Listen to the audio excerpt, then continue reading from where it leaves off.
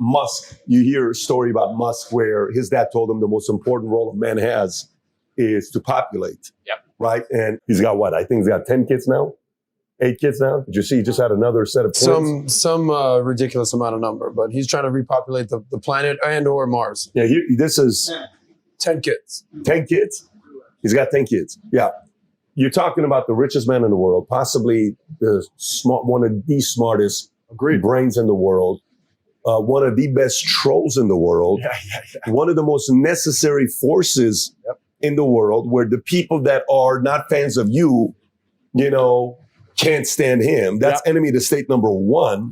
They don't like the fact that he can just drop $44 billion and to be able to buy Twitter or do anything he's doing. What do you think about Elon Musk? Man, I love Elon. And I love that he is a man of purpose. And I have so much respect for men of purpose. Most people who get his kind of paycheck whenever he got it in the 90s would have just cashed out, hedonism and bullshit. He decided to risk it all again to try and achieve the most impossible things. That's how you got to where you are. That's how I got to where I am. When you have enough to stop, but you don't stop. For some reason, there's some new mountain to climb. And that is what's beautiful about men as a whole. All of the exploration on the planet, the deep sea, Antarctica, Mount Everest, all of it was a man who had enough and thought, no, I'm going to go anyway. And that's who Elon is. So I have so much respect for him because he doesn't need to do any of the stuff he's doing. And he's adopting the biggest problems in the world and all the headache that comes with it. You're right. All the heat and all the dislike and all the pressure, he's adopting it anyway. And those are the kind of men we need more of. The men who say, you know what? Yeah, I do have enough. It's not about enough. Who are some guys that you would put in that level with Musk, like Musk? Well, Musk is Musk, right? He's the pinnacle, but who else would you put in that space? I have respect for anyone who's kind of similar. I'm trying to think of people who I idolize and really look up to. Some of them are fighters. Like I always loved Mayweather. I think Mayweather's the best boxer in history. Really? Yeah, I liked Mayweather. I was a huge fan. Best boxer in history. Yeah. Ahead of Ali. Yeah. I mean, Ali's Ali, right? But Mayweather's never lost. He's never lost to anybody. And I liked him because he was so clinical and so precise. And he took his ego out of it and said, I want to have a longer career than everyone else.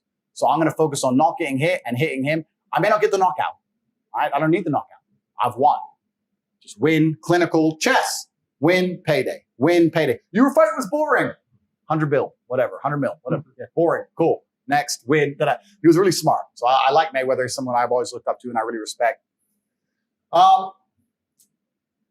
That's a really good question. I think that it's kind of difficult now in the world because also a lot of the people who are propagated to the top and perpetuated into absolute global stardom, I'm not sure if all of them have done it through good intentions. We can look at the things we said from Logan earlier, etc. But I think even now, I have the most respect for the common man. I think I have so much respect for the common man. I say it all the time to Tristan. Me and him will have our most in-depth conversations when we're in a S-class on our way to the private jet and we see a street sweeper at 3 a.m. in Romania knowing he's getting $200 a month. And me and T will look at him and go, I respect that. Like, man, there are so many people out here just living hard lives.